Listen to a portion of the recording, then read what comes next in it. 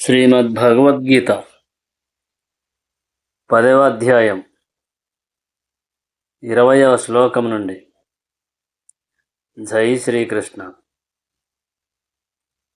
అహమాత్మా గుడాకేశ సర్వభూతాశయస్థితః మహామాదిత్యమధ్యమం చ భూతానామంత ఏవ చ. ఓ అర్జున, నేను సర్వజీవ హృదయములందు వసించియున్నట్టి పరమాత్మను. సర్వజీవులకు ఆది మధ్యాంత్యములు నేనే అయి ఉన్నాను. భావము: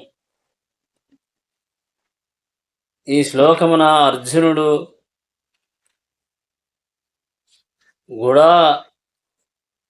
గుడాకేశునిగా సంబోధింపబడినాడు. అనగా నిద్ర అనేడి అంధకారమును జయించినవాడని భావము.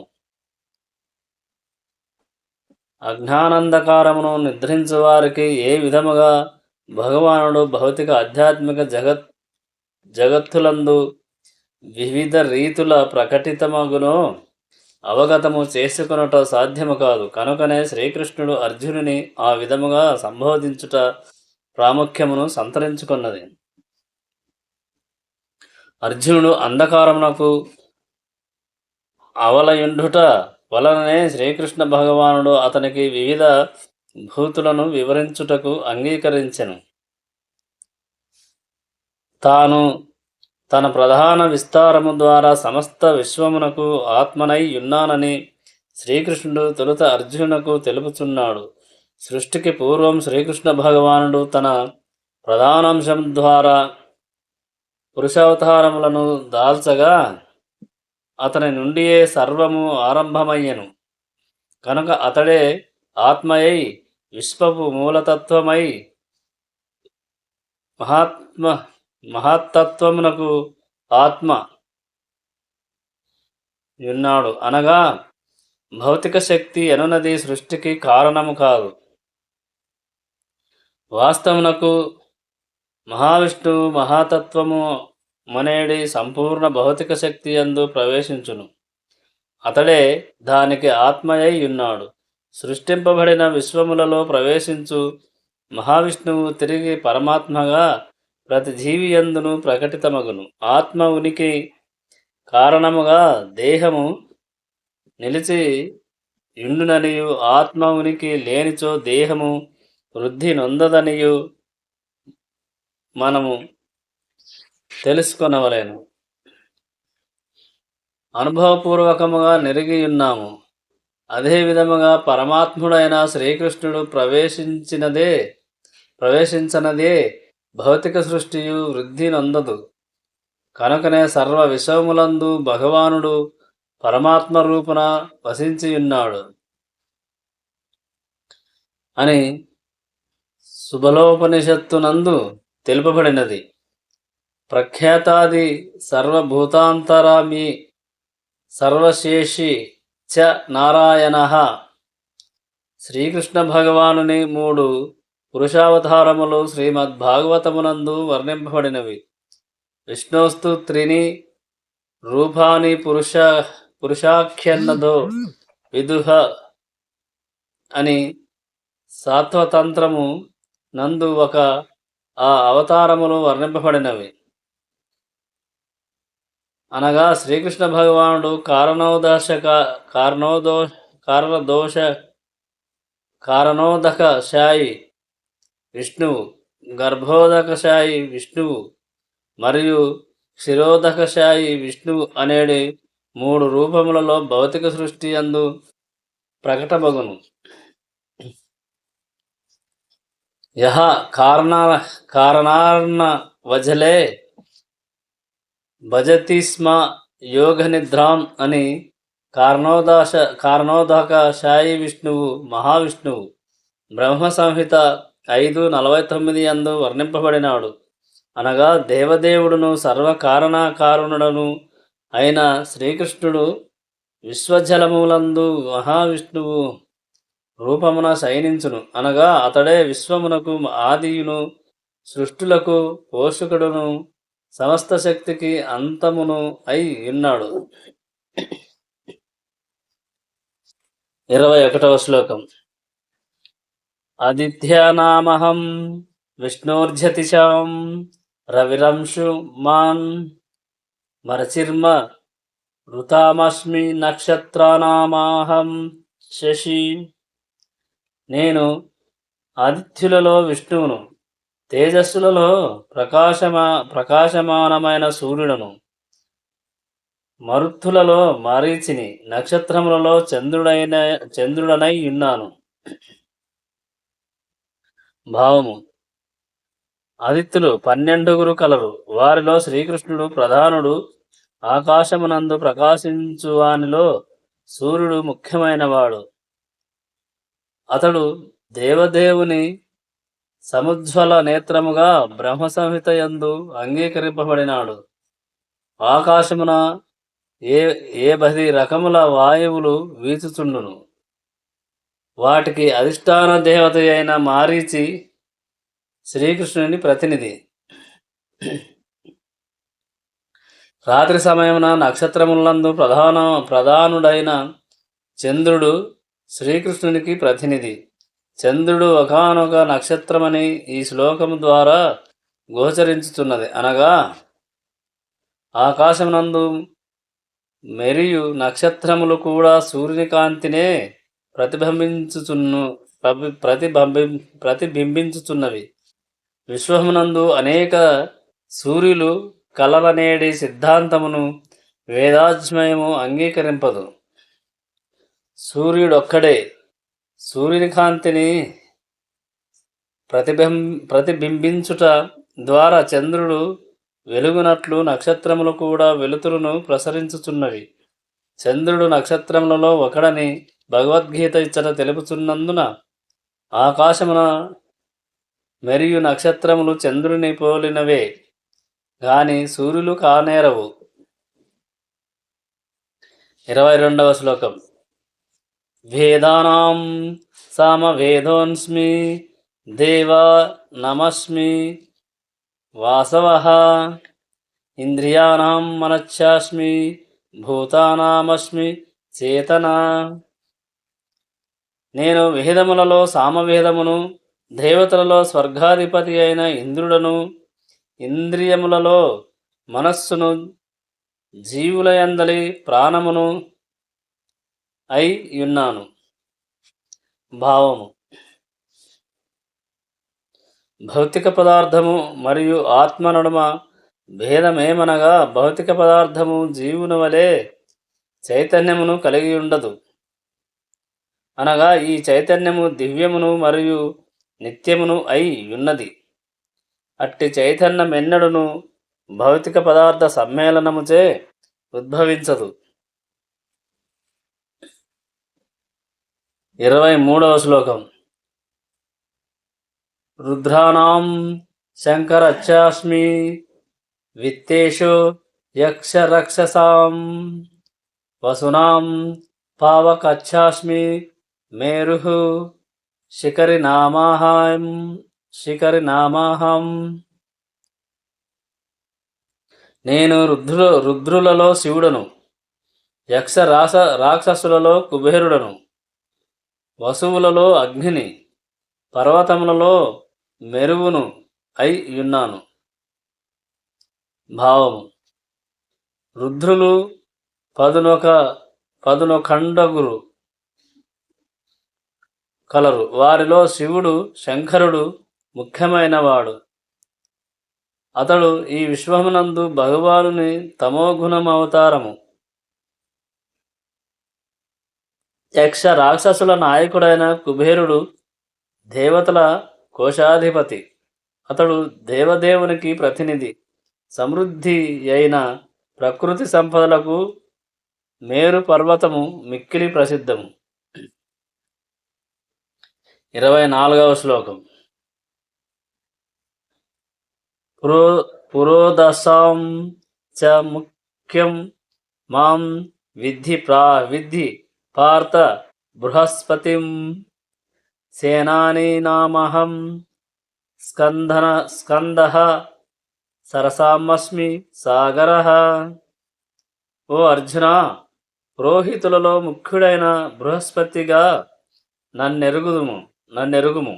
నేను సేనానాయకులలో కార్తికేయుడను, జలనిధులలో సముద్రమునై యున్నాను.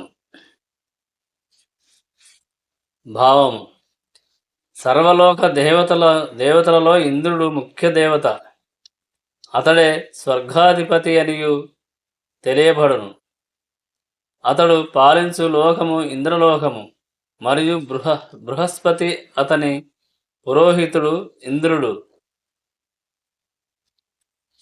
ఇంద్రుడు రాజులందరిలో ముఖ్యుడగుట వలన బృహస్పతి పురోహితులందరిలో ముఖ్యుడయ్యను.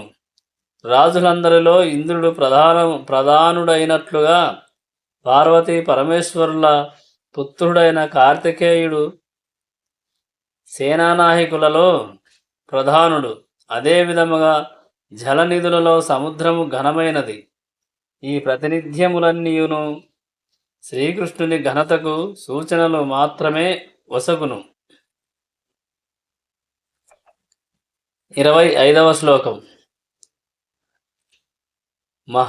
మహర్షిణాం భృగురహం గిరామ స్మేయ కమక్షరం యజ్ఞానాం జయజ్ఞోస్మి స్థావరాణాం హిమాలయః. నేను మహర్షులలో భృగువును, ధ్వనులలో దివ్యమైన ఓంకారమును, యజ్ఞములలో జపయజ్ఞమును, స్థావరములైన వానిలో హిమాలయమును అయి ఉన్నాను. భావము: విశ్వమనందలి తొలి జీవి అయిన బ్రహ్మదేవుడు వివిధ జాతుల సృష్టికే పెక్కురు పుత్రులను సృజించెను. అట్టి పుత్రులలో భృగు మహర్షి శక్తివంతుడైన ఋషి. దివ్య ధ్వనులలో ఓంకారము శ్రీకృష్ణునికి ప్రాతినిధ్యము వహించును. అదే విధముగా సమస్త యజ్ఞములలో హరే కృష్ణ కృష్ణ కృష్ణ హరే హరే, హరే రామ రామ రామ హరే హరే యను జపయజ్ఞము శ్రీకృష్ణునికి విశుద్ధ ప్రాతినిధ్యమే. కొన్ని మార్లు పశుహింసను కూడిన యజ్ఞములు ఉపదేశింపబడును. ఈ హరినామ జపయజ్ఞమునందు హింస యనేడి ప్రశ్నయే ఉదయింపదు. కనుకనే ఇది అత్యంత సులభము మరియు పరమ పవిత్రమై ఉన్నది.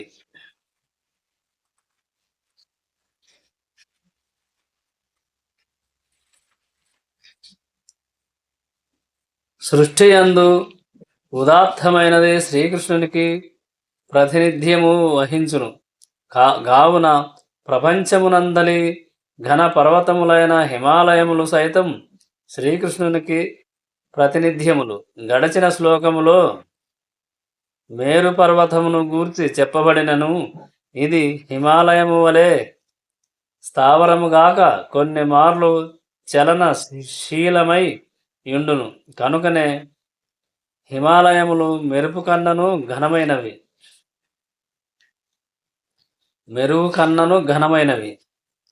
26వ శ్లోకం. అశ్వత్థః సర్వవృక్షాణాం దేవర్షీణాం చ నారదః గంధర్వాణాం చిత్రకథః సిద్ధానాం కపిలో మునిః. నేను వృక్షములలో రావి చెట్టును, దేవర్షులలో నారదుడను, గంధర్వులలో చిత్రరథుడను, సిద్ధులలో కపిలుడను అయ్యున్నాను. భావము: అత్యంత ఉన్నతమును మరియు సుందరమును అగు వృక్షములలో రావి చెట్టు ఒకటి. భారతదేశ జనులు తమ ప్రాతకాల కర్మలలో ఒకటిగా దానిని అర్చింతురు. విశ్వములలో గొప్ప భక్తునిగా పరిగణింపబడే నారదుడు దేవతలతో సైతం పూజలనందును. కనుకనే భక్తుని రూపున అతడు శ్రీకృష్ణునికి ప్రాతినిధ్యం వహించును. గంధర్వలోకము మనోహరముగా గానము చేయువారితో నిండియుండును. వారిలో ఉత్తమ గాయకుడు చిత్రరథుడు. సిద్ధులలో దేవహుతి తనయుడైన కపిలుడు శ్రీకృష్ణునికి ప్రతినిధి. శ్రీకృష్ణుని అవతారమైన అతడు తెలిపిన తత్వము శ్రీమద్ భాగవతమున వివరింపబడినది. తదనంతర కాలమున వేరొక కపిలుడు ప్రసిద్ధి పొందినను అతని తత్వము నాస్తికమైనట్టిది. కావుననే వారి నడమ గొప్ప అంతరము కలదు. 27వ శ్లోకం. ఉత్సైహ శ్రవణ మనశ్యానాం ఉత్సైవ శ్రవ సమాస్వానాం విద్ధి మామామృతోద్భవం ఐరావతం గజేంద్రాణం నారాణాం చ నారాధిపం. అశ్వములలో అమృతము కొరకై సాగరమంథమును కావించిన సమయమున ఉద్భవించిన ఉచ్చై శ్రవముగా నన్నెరుగుము. అలాగుననే నేను గజరాజులలో ఐరావతమును మరియు నరులలో రాజును అయి ఉన్నాను. భావము. ఒకమారు దేవదానవులు మంతనము నందు పాల్గొనగా ఆ కార్యము వలన అమృతము మరియు హాలాహలము రెండును ఉద్భవించినవి. అట్లు ఉద్భవించిన హాలాహలమును పరమశివుడు త్రాగెను. అమృతం నుండి ఉద్భవించిన అనేకములలో ఉచ్చై శ్రవనామము గల అశ్వమొకటి. అమృతము నుండి ఉద్భవించిన వేరొక జంతువు ఐరావతమును గజము. అమృతము నుండి ఉద్భవించినందున ఈ రెండు జంతువులు ప్రత్యేకతను సంతరించుకొని శ్రీకృష్ణునకు ప్రాతినిధ్యం వహించుచున్నవి. నరులలో నరాధీపుడైన రాజు శ్రీకృష్ణునికి ప్రతినిధి. ఏలయనా శ్రీకృష్ణుడు విశ్వపోషకుడు కాగా రాజులు దైవగుణములు కలిగి ఉన్నందున రాజులుగా నియమింపబడిన వారు తమ రాజ్యమును పాలించువారై ఉన్నారు. ధర్మరాజు, పరీక్షిత్తు, శ్రీరాముడు వంటి ధర్మాత్ములైన రాజులు సదా తమ ప్రజల క్షేమమును గూర్చియే తలచియుండిరి.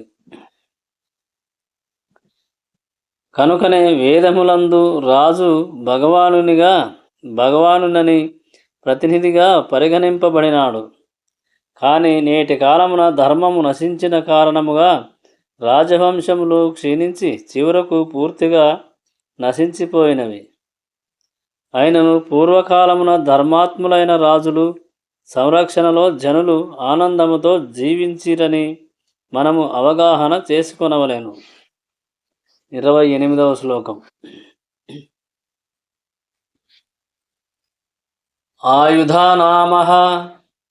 ఆయుధానామహం వజ్రం ధేనునామస్మి కామధుక్ ప్రజానచ్చాస్మి కందర్పః సర్పనామస్మి వాసుకింహు.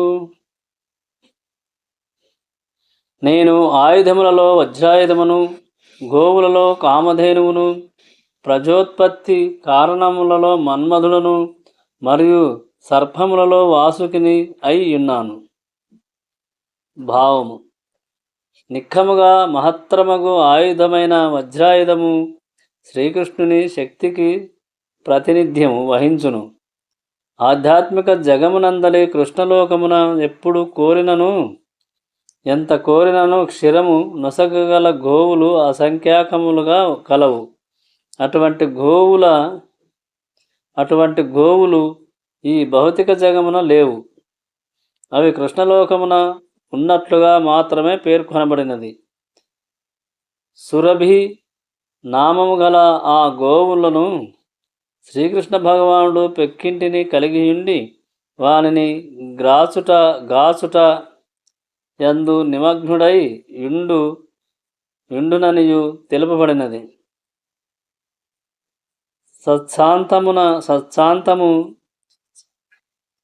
సత్సాంతనము కొరకై కలిగేడి కామవాంఛ కందర్పుడు కనుక అతడు శ్రీకృష్ణునికి ప్రతినిధి. కొన్ని మార్లు మైథున క్రియ కేవలము ఇంద్రభోగము కొరకే వనరింపబడుచుండును. అది ఎన్నడును కృష్ణునికి ప్రాతినిధ్యం వహింపదు. కేవలము సత్సంతాన ప్రాప్తికై వనరింపబడేదే కందూర్పునిగా పిలువబడి శ్రీకృష్ణునికి ప్రాతినిధ్యము వహించును. 29వ శ్లోకం. అవంతాచ్ఛాస్మి నాఘానాం వర్ణో యాదసామహం పితృనామార్యామ చాస్మి యమః సంయమతామహం.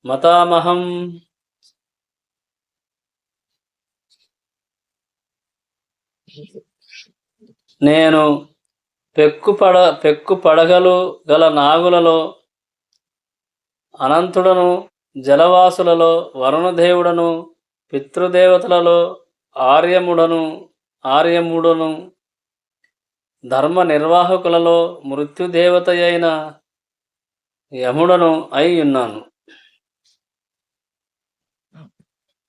భావం: జలవాసులలో వరుణదేవుడు గనుడైనట్లుగా పెక్కు పడగలు గల నాగులలో అనంతుడు ఘనుడైనట్టివాడు. వారిరువురును శ్రీకృష్ణుని ప్రతినిధులు. ఆర్యముడు అధిపతిగా గల పితృలోకముకొకటి కలదు.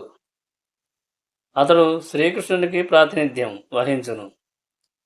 దుష్కృతులైన వారిని దండించుటకు గల పెక్కు మందిలలో యమధర్మరాజు ముఖ్యుడు.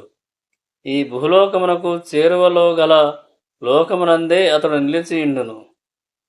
మరణాంతరము పాపులు అచ్చటకు గొనిపోబడగా అతడు వారికి వివిధ రకములైన శిక్షలు విధించుచుండును. 30వ శ్లోకం. ప్రహ్లాదశ్చాస్మి దైత్యానాం కాలః కలయతామహం మృగాణాం చ మృగేంద్రోహం వైనతేయశ్చ పక్షిణాం. నేను దైత్యులలో భక్త ప్రహ్లాదుడను, అణచువారిలో కాలమును, మృగములలో సింహమును, పక్షులలో గరుత్మంతుడను అయ్యున్నాను. భావం: అక్కా చెల్లెండ్రైన తిథి మరియు అదితులలో అదితి తనయులు తిథి తనయులు దైత్యులుగా పిలువబడ్డరి. వారిలో ఆదిత్యులు భగవానుని భక్తులు కాగా దైత్యులు నాస్తికులైరి. ప్రహ్లాదుడు అట్టి దైత్య వంశమును జన్మించినప్పటికీ చిన్ననాటి నుండి గొప్ప భక్తుడై ఉండెను. తన భక్తి తత్పరత మరియు దేవీ స్వభావము కారణముగా అతడు శ్రీకృష్ణుని ప్రతినిధిగా గుర్తింపబడినాడు.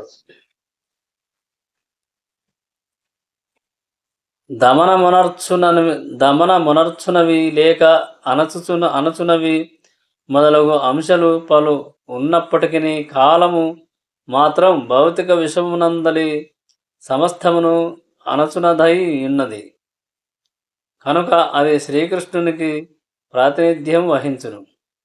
మృగములలో సింహము అతి భయంకరము మరియు శక్తివంతమైనది. అదే విధముగా లక్షలాది పక్షి జాతులలో విష్ణువాహనమైన గరుడు అత్యంత ఘనుడు. 31వ శ్లోకం. పవనః పవతామాస్మి రామః శస్త్రభృతామహం వృషాణాం మకరచ్ఛాస్మి స్తోత సామాస్మి జాహ్నవి.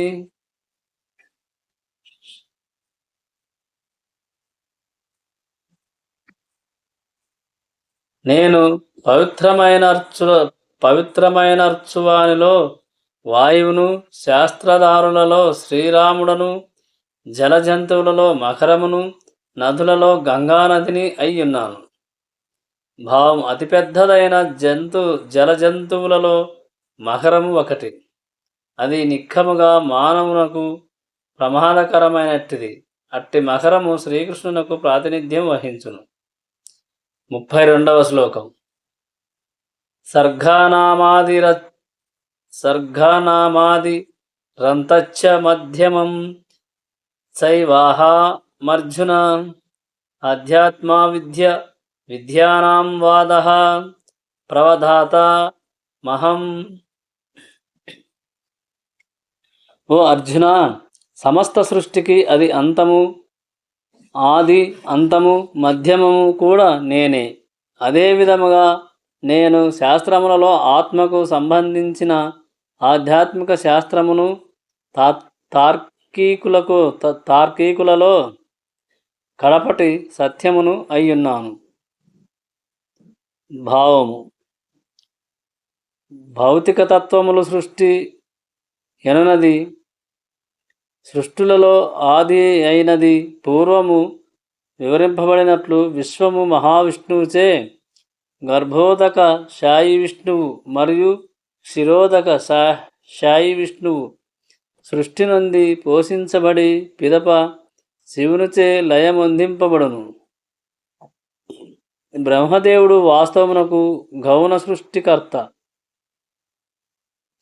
విశ్వపు ఈ సృష్టి స్థితి లయకారకులందరూ కృష్ణుని భౌతిక గుణావతారములు కనుకనే శ్రీకృష్ణ భగవానుడు సర్వ సృష్టులకు ఆది మధ్యం అంతమునై ఉన్నాడు. ఉన్నత విజ్ఞానము కొరకు 4 వేదములు, షడంగములు, వేదాంత సూత్రములు, తర్కశాస్త్రములు, ధర్మశాస్త్రములు, పురాణములు అది పలు గ్రంథములు గలవు. మొత్తము మీద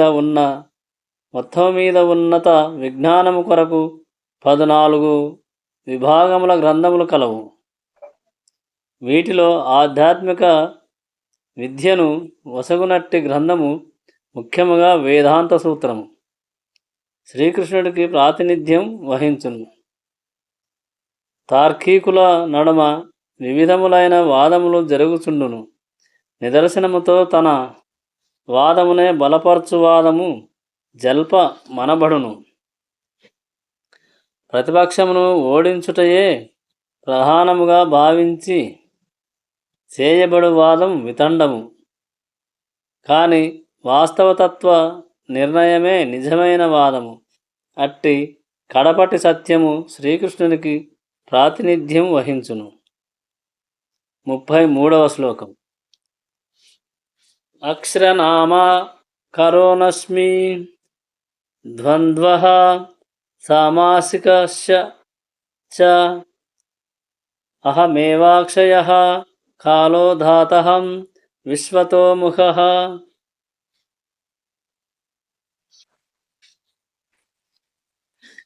నేను అక్షరములలో ఆకారమును, సమాసములలో ద్వంద్వమాసమును, శాశ్వతమైన కాలమును, సృష్టికర్తలలో బ్రహ్మను అయ్యున్నాను.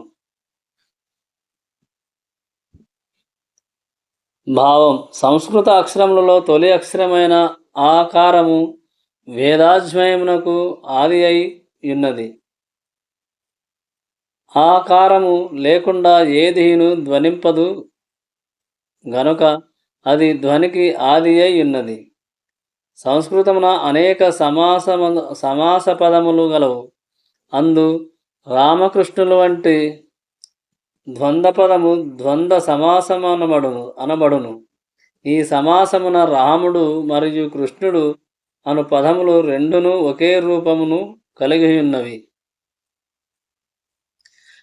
కలిగి ఉన్నందున అది ద్వంద్వ సమాసముగా పిలువబడినది. కాలము సమస్తమును నశింపజేయును, కావున సంహరించు వారిలో అది అది చరమమైనది. రాబో కాలంలో సృష్ట్యాంతమున గొప్ప అగ్ని ఉద్భవించి సర్వమును నశింపజేయును.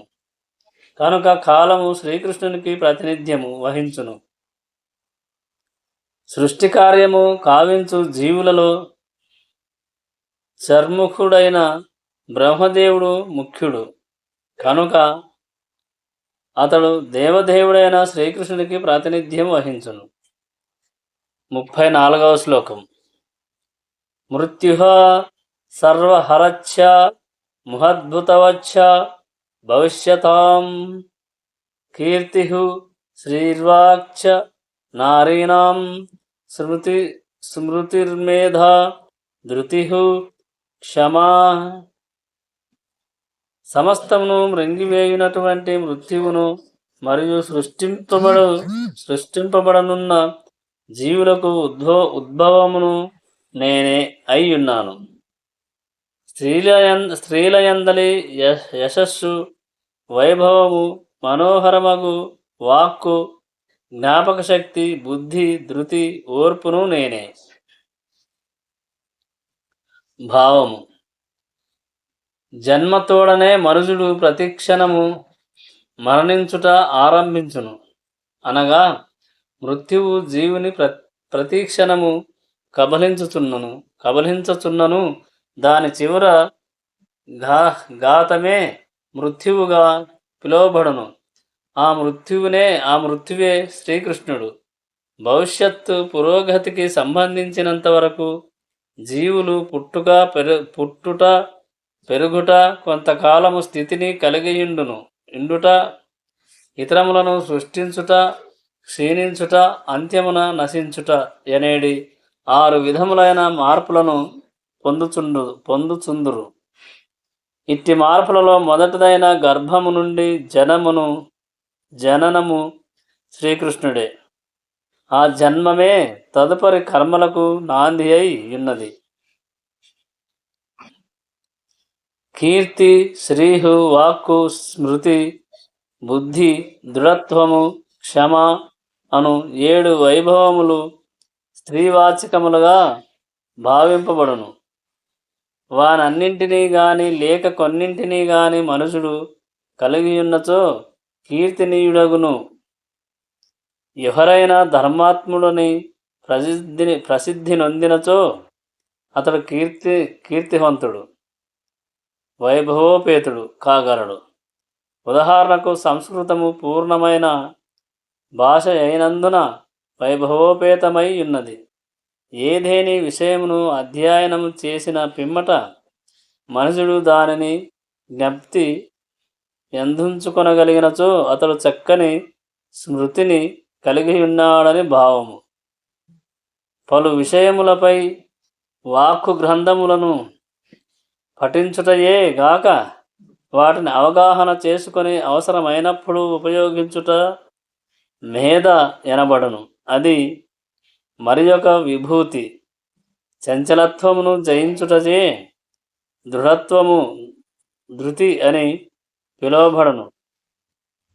పరిపూర్ణాయోగ్యత కలిగియుండుయు, నమ్రతను, మృదు స్వభావమును కలిగి సుఖదుఖములందు సమత్వమును కలిగియున్నచో మనుషుని ఆ లక్షణము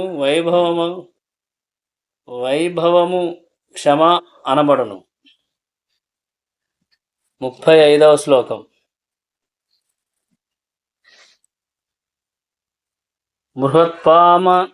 బృహత్సామ తథా సామ్నాం గాయత్రీ ఛంద సామహం మాసానాం మార్గశిరోన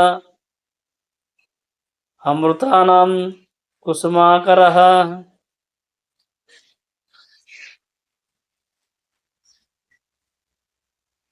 నేను సామవేద మంత్రములలో బృహత్సామమును ఛందస్సులలో గాయత్రిని, మాసములలో మార్గశిరమును, ఋతువులలో వసంత ఋతువును అయ్యున్నాను.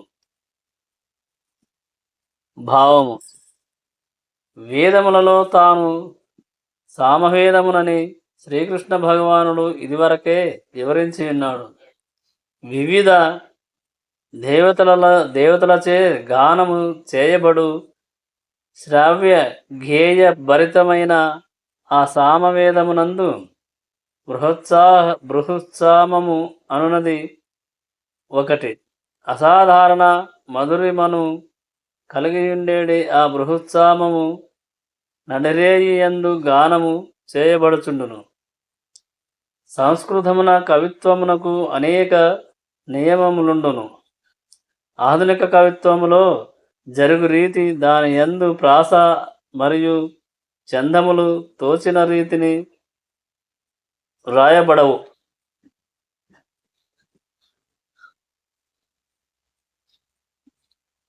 అట్లు నియమబద్ధముగా వ్రాయబడిన కవిత్వములలో గాయత్రీ మంత్రం ప్రసిద్ధము. యోగ్యులైన బ్రాహ్మణులచే జపించబడు ఈ గాయత్రీ మంత్రము శ్రీమద్భాగవతమునందు పేర్కొనబడినది. ఈ మంత్రము భగవదానుభూతికై ప్రత్యేకముగా నిర్ణయింపబడి ఉన్నందున దేవదేవుడైన శ్రీకృష్ణునికి ప్రాతినిధ్యం వహించును. ఆధ్యాత్మిక పురోగతి నొందిన మహాత్ముల కొరకై నిర్దేశింపబడి ఉన్న దీనిని జపించుచు ఆధ్యాత్మిక జయము నొందేడివారు భగవానుని దివ్యస్థానమున ప్రవేశింపగలరు. కానీ ఈ మంత్రమును జపించుటకు పూర్వము మనుషుడు పూర్ణత్వము నొందిన మనుషుని లక్షణములను సత్సంగమును అలవరుచుకొనవలెను. పరబ్రహ్మము యొక్క ధ్వని అవతారముగా భావింపబడు ఈ గాయత్రీ మంత్రం వైదిక జీవన విధానమున అత్యంత ముఖ్యమైనది. బ్రహ్మదేవునిచే ప్రారంభింపబడిన ఈ మంత్రం పరంపరా రూపముగా వ్యాప్తి నొందినది. మార్గశిర మాసం నవంబర్, డిసెంబర్ అన్ని మాసములయందును ఉత్తమమైనదిగా పరిగణింపబడును. ఏలయన ఆ సమయమున జనులు పొలముల నుండి ధాన్యమును సేకరించి ఆనందముతో నుందురు.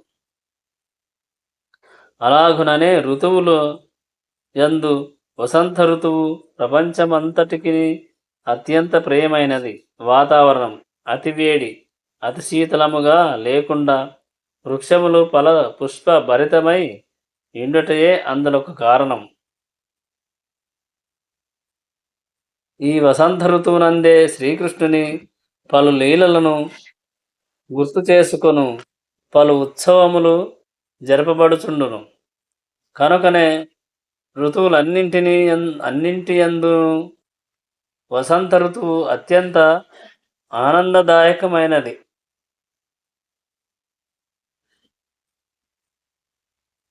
అత్యంత ఆనందదాయకమైనదిగా పరిగణింపబడును. అది దేవదేవుడైన శ్రీకృష్ణునికి ప్రాతినిధ్యం వహించుచున్నది. 36వ శ్లోకం. ధ్యూతం చలయాతామస్మి తేజస్వి నామాహం జయోనస్మి వ్యవసాయోనస్మి సత్వం సత్వవతామహం. నేను మోసములలో జూదమును, తేజస్సులలో తేజస్సునై ఉన్నాను. అలాగుననే జయమును, సాహసమును, బలవంతులలో బలమును నేనే. భావము: విశ్వమందంతటను పలు విధములైన మోసకారులు కలరు. వారి పలు విధములైన మోసములలో జూదము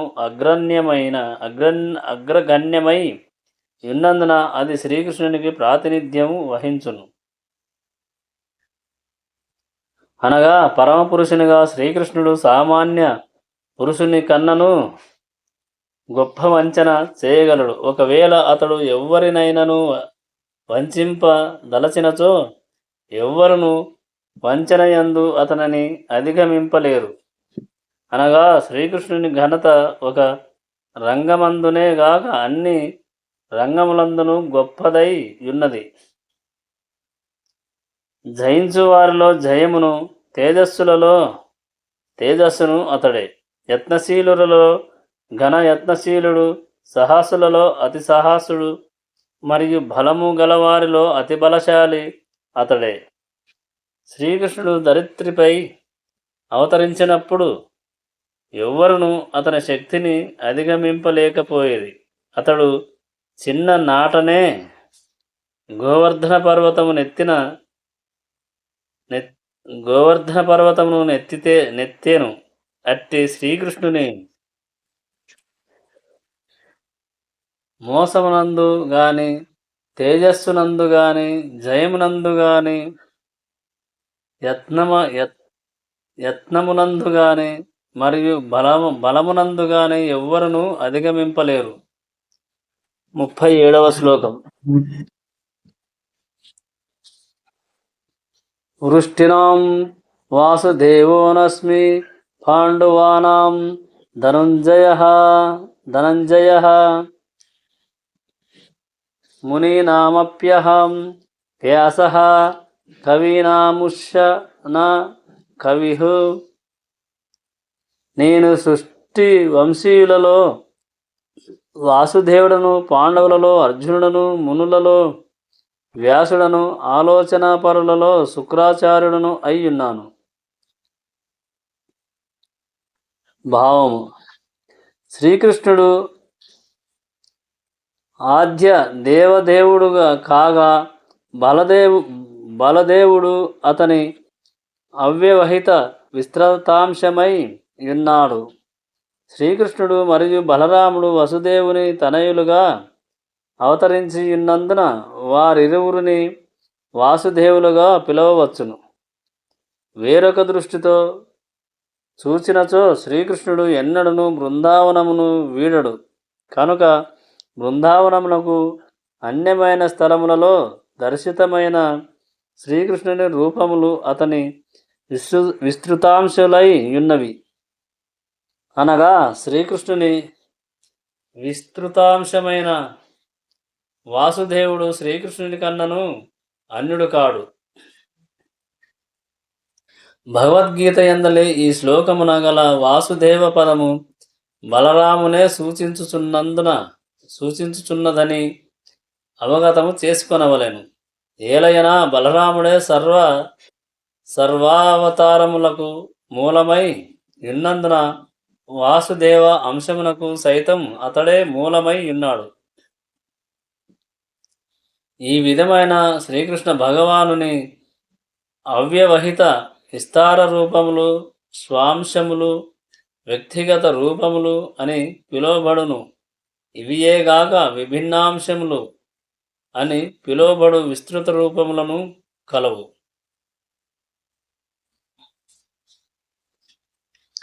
పాండురాజు తనయులలో ధనంజయునిగా పేరునొందిన అర్జునుడు నరులలో శ్రేష్ఠుడు కనుక శ్రీకృష్ణుడికి ప్రాతినిధ్యం వహించును.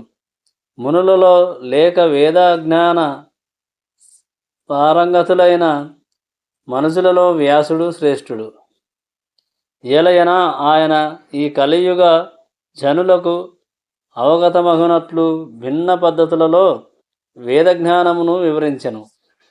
అంతేగాక వ్యాసుడు శ్రీకృష్ణుని అవతారమై ఉన్నాడు కనుక అతడు శ్రీకృష్ణునికి ప్రాతినిధ్యం వహించును.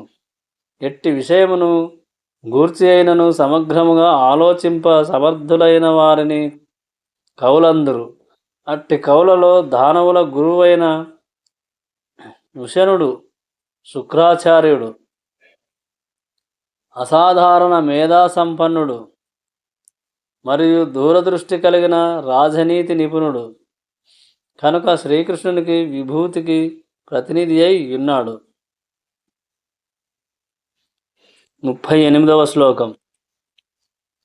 దండో దమయతామాస్మి నీతిరస్మి జిగిషతాం మౌనం చవాస్మి గుహ్యనాం జ్ఞానం జ్ఞానవత మహాం. నేను చట్టవిరుద్ధతను అణచువానిలో శిక్షను, జయమును కోరువారిలో నీతిని, రహస్యములలో మౌనమును, జ్ఞానవంతులలో జ్ఞానమును అయ్యున్నాను. భావము: దుష్కృతులైన వారిని శిక్షించు విధానములు దండన సాధనములలో ముఖ్యమైనవి కనుక దుష్కృతులు శిక్షింపబడినప్పుడు ఆ శిక్షను గూర్చువాడు శ్రీకృష్ణునికి ప్రాతినిధ్యం వహించును. ఏదేని ఒక రంగమునందు జయమును పొందు యత్నించు వారిలో మిక్కిలి విజయవంతమై అంశము నీతి శ్రవణము, చింతనము, ధ్యానాది గుహ్యమగు కర్మలలో మౌనమనున్నది ముఖ్యమైనది. ఏలైనా మౌనము ద్వారా మనుషుడు త్వరితముగా పురోగతిని సాధింపగలడు.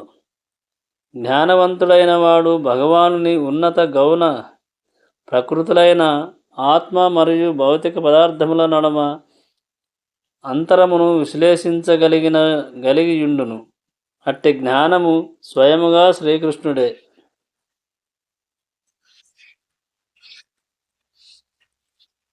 39వ శ్లోకం. యచ్చాపి సర్వభూతానాం బీజం తదా హమర్జున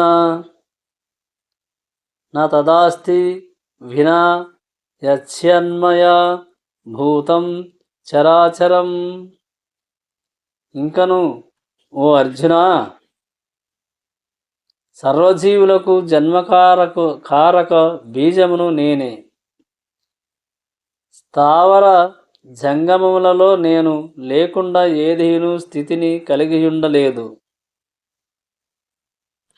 భావము: ప్రతిదానికి ఒక కారణము ఉండును.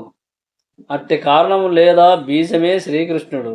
శ్రీకృష్ణుని శక్తి లేకుండా ఏదీను స్థితిని కలిగియుండలేదు కనుక అతడు సర్వశక్తిమంతుడని పిలువబడినాడు. అతని శక్తి లేకుండా స్థావరము గాని జంగమము గాని ఏదీను మనుగడను కలిగియుండలేదు. కనుకనే శ్రీకృష్ణుని శక్తిపై ఆధారపడనిదిగా గోచరించున్నది మాయగా లేనటువంటిది పిలువబడును.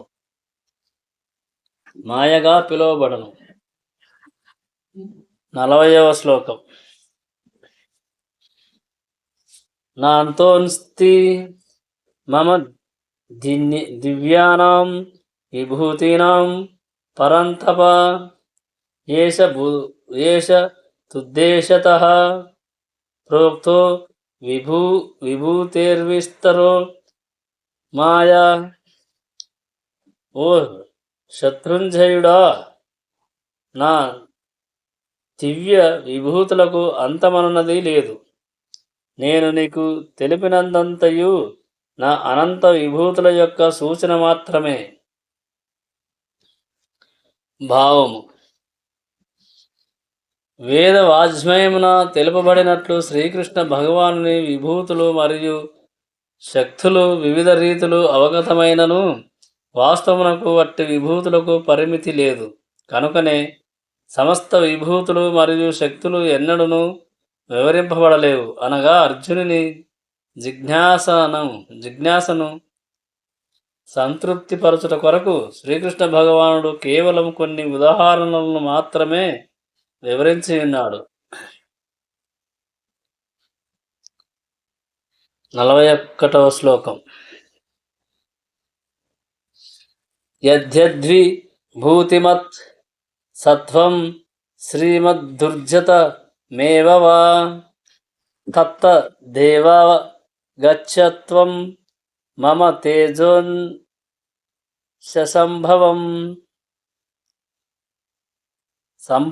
సంపన్నములను సుందరములను వైభవోపేతములను అగు సమస్త సృష్టి విస్తారములు నా తేజోంశము నుండి ఉద్భవించినవిగా తెలుసుకొనుము. భావము: భౌతిక ఆధ్యాత్మిక జగముల ఎందలి ఎట్టి వైభవోపేతము లేదా సుందర సృష్టి అయినను శ్రీకృష్ణుని విభూతి యొక్క అంశమాత్ర వ్యక్తీకరణమే అని సర్వులు ఎరుగవలెను. కనుక విశేష వైభవముతో కూడినదేదైనను శ్రీకృష్ణుని విభూతికి ప్రాతినిధ్యముగా భావింపవలెను. 42వ శ్లోకం. అథవా బహునైతేన కిం జ్ఞాతేన తవార్జున ఇష్టభ్యాహమిదం కృత్స్న మేకాంశేన స్థితో జగత్.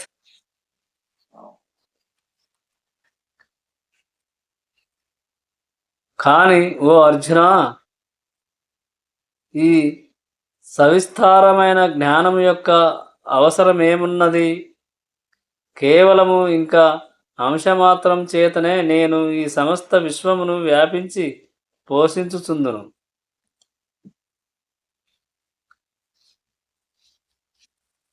భావము: పరమాత్మ రూపమున సమస్తము నందును ప్రవేశించుట ద్వారా శ్రీకృష్ణ భగవానుడు సర్వ విషయములందును నిలిచియుండును. సమస్త విషయములు ఏ విధముగా భూతి సంపన్నములు మరియు వైభవపేతములుగా నిలిచియున్నవో అవగతము చేసుకొనుటలో అర్థము లేదని శ్రీకృష్ణుడు అర్జునునకు తెలియజేయుచున్నాడు. శ్రీకృష్ణుడు పరమాత్మ రూపమున చేరియుండుట చేతనే ప్రతిదియు స్థితిని కలిగి ఉన్నదని అతడు అవగతము చేసుకొనవలసి ఉన్నది. అనగా మహత్రజీవి అయిన బ్రహ్మదేవుని మొదలుగా అతి సూక్ష్మమైన చీమ వరకు గల సమస్త జీవుల యందును శ్రీకృష్ణ భగవానుడు పరమాత్మ రూపమున వాటి యందు నిలిచి పోషించుట చేతనే అవి స్థితిని కలిగి ఉన్నవి. ఏ దేవతార్చనమైనను చివరకు దేవదేవుడైన శ్రీకృష్ణుడి చెంతకే లేదా పరమగమ్యమునకే మనుషుని చేర్చునని పలుకు సిద్ధాంతమొకటి కలదు. కాని బ్రహ్మ రుద్రాదులు వంటి గొప్ప దేవతలే శ్రీకృష్ణ భగవానుని విభూతిలో అంశ మాత్రమునకు ప్రాతినిధ్యం వహించుచున్నందున దేవతార్పణము ఇచ్చట పూర్తిగా నిరసింపబడుచున్నది. జన్మగల ప్రతి ఒక్కరికి అతడే మూలము, మరియు అతని కన్నను ఘనుడెవ్వడనూ లేడు. అతని కన్నను ఘనుడు గాని సమానుడు గాని లేనందునే అతడు అసమౌర్ధ్వ అని పిలువబడినాడు. దేవతలను బ్రహ్మ రుద్రాదులైనను సరియే శ్రీకృష్ణుతో సమానమని భావించువాడు తక్షణమే పాషాంఢుడగుడని పద్మపురాణము వివరించినది. కానీ శ్రీకృష్ణుని దివ్య విభూతములను, శక్తులను, విస్తారమును సమగ్రముగా అధ్యయనము చేసినవాడు అసంశయముగా ఆ దేవదేవుని దివ్యస్థితిని ఎరిగి అతని అర్చనమును అనన్యముగా మనస్సును లగ్నము చేయగలడు.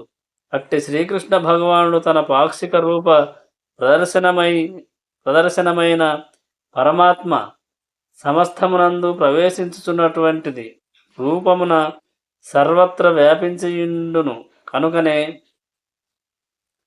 శుద్ధ భక్తులు కృష్ణ భక్తి భావనలో పూర్ణ భక్తియోగమున మనస్సులను కేంద్రీకరించి యుందురు. అందుచే వారు సదా దివ్యస్థితి యందు నెలకొని యుందురు.